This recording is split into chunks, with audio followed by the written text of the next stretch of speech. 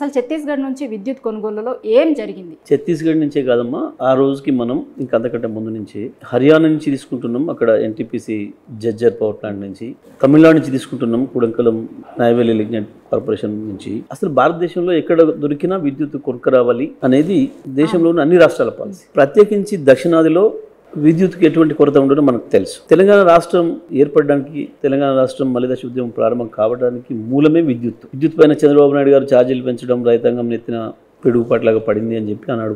కేసీఆర్ గారు ఇప్పుడు స్పీకర్గా ఉండి వారికి ఉత్తరం రాయడం బహిరంగంగా తెలంగాణలో విద్యుత్ ఛార్జీలు పెంచడానికి నేను ఒప్పుకోను అని చెప్పి, దాంతోపాటు ఇంకా తెలంగాణ రాష్ట్రం ఏర్పడితే తప్ప ఈ సమస్యల పరిష్కారం దొరకదు అని చెప్పి వారు బయటికి రావడం, టీఆర్ఎస్ పార్టీ పెట్టడం, తెలంగాణ ఉద్యమాన్ని నడిపిన విషయం తెలుసు అందరికీ. అదే సందర్భంలో అప్పటి ఆంధ్రప్రదేశ్ ముఖ్యమంత్రి కిరణ్ కుమార్ రెడ్డి, తెలంగాణ రాష్ట్రం ఏర్పడితే ఉన్న విద్యుత్ కూడా పోతుంది, ఇప్పుడు వస్తున్న 5-6 గంటల విద్యుత్ కూడా రాదు, మొత్తం చీకటైపోతుంది, మీ బతుకులన్నీ నాశనం అయిపోతాయి, గ్రామాలలో వ్యవసాయం చేసే పరిస్థితి ఉండదు, పరిశ్రమలు ఉండవు, మొత్తం తరలిపోతాయి అని చెప్పి తెలంగాణ ప్రజల్ని భయపెట్టించి ఇక తెలంగాణ వద్దని మనతో అనిపించాలి అని ఒక చిల్లర ప్రయత్నం చేసి చివరికి, అంటే అది కూడా విద్యుత్ చుట్టూ తిరిగింది.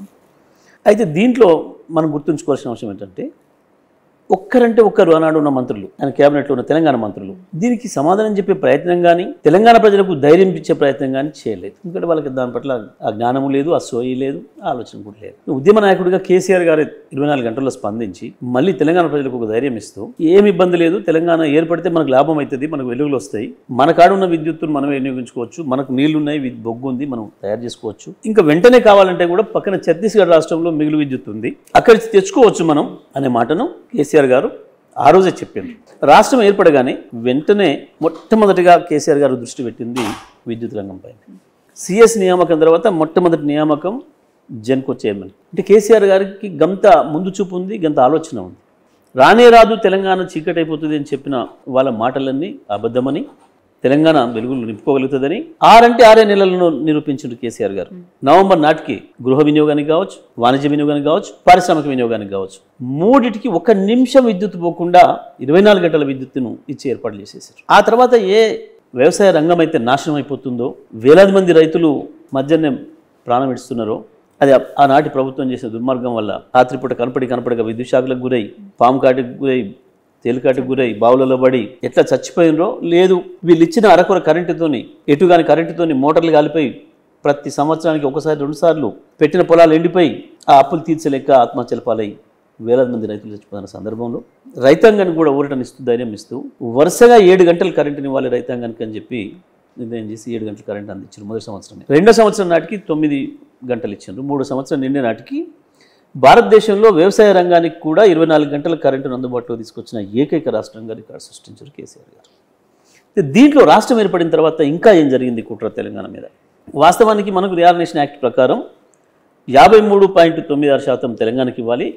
ప్రజెంట్ సమైక్య ఆంధ్రప్రదేశ్లో ఉన్న విద్యుత్ ఉత్పత్తిలో 46% ఆంధ్రప్రదేశ్ తీసుకోవాలి. వాస్తవానికి ప్లాంట్లని అక్కడ పెట్టినారు. అక్కడి నుంచి 1 యూనిట్ విద్యుత్ కూడా ఇవ్వకుండా చంద్రబాబు నాయుడు ఎగ్గొట్టింది. మనం కేంద్రానికి చెప్పి మొరబెట్టుకున్నా కేంద్రం స్పందించలేదు, రాలేదు. అది ఓను ఇంకా పెద్ద కుట్ర. ఖమ్మం జిల్లాలో 7 మండలాలు దేనికి తీసుకున్నాడు? అక్కడ ఏమీ లేదు, మన్ను ఎవరికి ఉపయోగం లేదు.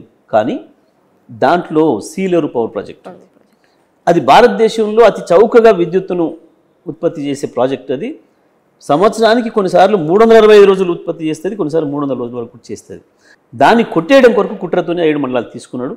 మేము చెప్పడం కాదు, ఆరోపణ కాదు, నిన్న చంద్రబాబు నాయుడు గారు స్వయంగా చెప్పాడు. ఆ 7 మండలాలు ఇస్తేనే నేను ప్రమాణ స్వీకారం చేస్తా, లేకపోతే లేదు అని మోడీకి చెప్పినా అని చెప్పి ఇవి ఇంత స్పష్టంగా కుట్ర జరిగింది. ఇవి ఒకవైపు జరుగుతూనే ఆంధ్రప్రదేశ్లో కొన్ని ప్రైవేట్ ప్రాజెక్టులు ఉన్నాయి. వాటి నుంచైనా కొనుక్కుందామని చెప్పి కేసీఆర్ గారు ప్రయత్నం చేస్తే చంద్రబాబు నాయుడు గారు వాళ్ళని కూడా పిలిపించి, మీరు కేసీఆర్కి అమ్మొద్దు, తెలంగాణకు అమ్మొద్దు విద్యుత్తును అని చెప్పి వాళ్ళని కూడా భయపెట్టించారు. ముందు ఇస్తానన్న వాళ్ళు వెనక్కి పోయారు. ఏంది అని విచారం చేస్తే ఇది పరిస్థితి. మరి ఇటువంటి పరిస్థితులలో కరెంట్ తెచ్చుకోవాలన్నా లేదా, తెలంగాణ ముందుకు పోవాలన్నా లేదా, ఇది ప్రశ్న. ఆ పరిస్థితులలో మనకు అందుబాటులో ఉన్నది ఛత్తీస్గఢ్. తప్పకుండా ఛత్తీస్గఢ్లో చాలా మిగులు విద్యుత్ ఉన్నది అప్పటికి. ఇదే సందర్భంలో మీరు ఛత్తీస్గఢ్ నుంచి ఎందుకు కొన్నారు అనే దానికి ఇంకొకటి కూడా ఉంది. ఇవాళ ఏదైతే కమిషన్ వేసి టర్మ్స్ ఆఫ్ రెఫరెన్స్ ఇచ్చిండ్రో, పీజీసీఎల్ లైన్ ఏదైతే ఉందో దాన్ని కూడా దాంట్లో మీరు భాగస్వామ్యంగా ఉండడం కూడా తప్పు అని చెప్పి దాని మీద కూడా అనుమానాలు ఉన్నాయని చెప్పి దాంట్లో ఇంకొకటి కూడా అడుగుతారు వాళ్ళు. ఏంటి అంటే అడుగుతుంది, మీరు కాంపిటేటివ్ బిడ్డింగ్ రూపంలో పోకుండా దాని కూడా చెప్తాను. అయితే ఇక్కడ నేను ఎందుకు ఈ ప్రస్తావన తెచ్చిన నేనంటే ఈ పీజీసీఐ లైన్కి ఛత్తీస్గఢ్ విద్యుత్ ఒప్పందానికి అవినాభావ సంబంధం ఉంది. ఇది కావాలంటే అది కావాలి, అది కావాలంటే ఇది కావాలి. అప్పటికి దక్షిణ భారతదేశానికి ఉత్తర భారతదేశానికి ఇంకా అనుసంధానం లేదు విద్యుత్. ఉత్తర భారతదేశంలో తయారయ్యే విద్యుత్తును కొనుక్కొచ్చుకోవడానికి అవకాశం లేదు. అప్పుడే లైన్ వేస్తున్నారు, ప్రారంభమైంది. ఆ లైన్లో మన వాట బుక్ చేసుకోవాలి, షేర్ కొనుక్కోవాలి అని అంటే తప్పకుండా అక్కడ ఆ ప్రాంతం నుంచి ఎవరో ఒకరు మనకు విద్యుత్ అమ్మకానికి సిద్ధంగా ఉన్నట్టు ఒక ఎంఓయూ కావాలి. అది తీసుకుపోయి సబ్మిట్ చేస్తేనే పీజీసీఎల్లో మనకు వాటా ఇస్తారు. దాని కొరకు వెంటనే అక్కడ బీజేపీ ముఖ్యమంత్రి రమణ్ సింగ్ గారు ఉన్నారు.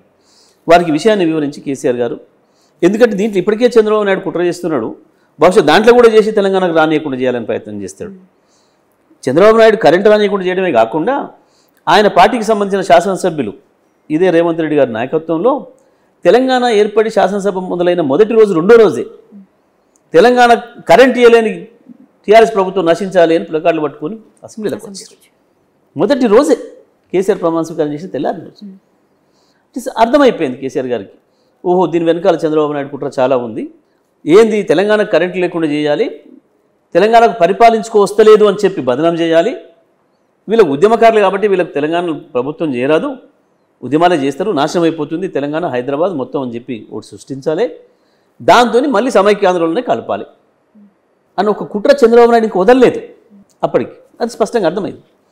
మరి అటువంటి పరిస్థితులలో కేసీఆర్ గారు రమణ సింగ్ గారితో మాట్లాడి, సార్ మా పరిస్థితి ఇది, మా ఇబ్బందులు ఇవి, రైతులు చచ్చిపోతున్నారు, మాకు ఆ కారిడార్ మేము బుక్ చేసుకోవాలి, పీజీసీఎల్ కారిడార్, మీరు కొంచెం తొందరగా మాకు ఎంఓఐ చేస్తే మేము బయటపడతామని చెప్పి వారు ఆహ్వానించారు.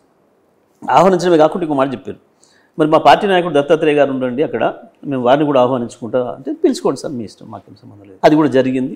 పోయి ఎంఓఐ చేసుకొని వచ్చారు. ఆ ఎంఓఐని తీసుకొని పోయి పీజీసీఎల్ దగ్గర సబ్మిట్ చేసి దాని ద్వారా మనం హక్కు కొనుక్కున్నాం. ఇది జరిగిన విషయం.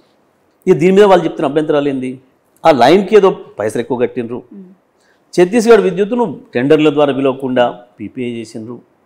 అసలు ఎవడు కూడా కొంచెం జ్ఞానం ఉన్నవాడు ఎవడు కూడా ఈ మాటలు మాట్లాడు. ఎందుకు అనంటే government to government tender liquor లేదు, నామినేషన్ మీద చేసుకోవచ్చు. ఈ విద్యుత్ అయితే పీపీఎల్ డైరెక్ట్గా చేసుకోవచ్చు.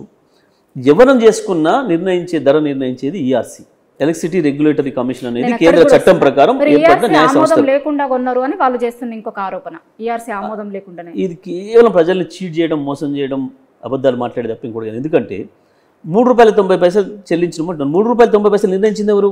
ఈఆర్సీనే కదా. ఈఆర్సీ ఆర్డర్, ఈఆర్సీ ఉత్తర్వు, అది ₹3.90 అనేది. అసలు పీపీఏ అనేది ఈఆర్సీ ఉత్తర్వుతోనే జరుగుతుంది. ధర నిర్ణయం, ఒక ప్లాంట్ యొక్క ధర నిర్ణయం అనేది ఈఆర్సీనే చేస్తుంది ఈ రాష్ట్రంలో, ఈ దేశంలో. వేరే ఎవరు కూడా చేయడానికి లేదు, మన ఇద్దరు అనుకోవడానికి లేదు. మీరు కరెంట్ తయారు చేసినా, నేను కరెంట్ కొనాలనుకున్నా మన ఇద్దరం అనుకోవడానికి లేదు. ఈఆర్సీ చేయాల్సిందే తప్పకుండా. ఇది వాస్తవం. ఇప్పుడు వీళ్ళు చెప్తుంది ఏంది, మనకేదో నష్టం జరిగింది అని. ఛత్తీస్గఢ్ విద్యుత్తును మనం ₹3.90 చెల్లించినాడు. ఎన్టీపీసీ సింహాద్రి ఫేజ్ 2 పూర్తి చేసింది ఆంధ్రప్రదేశ్లో. దాని నుంచి మనం మళ్ళీ అగ్రిమెంట్ చేసుకున్నాం అప్పుడే, అది ₹4.30. ఈఆర్సీ అదే నిర్ణయించింది.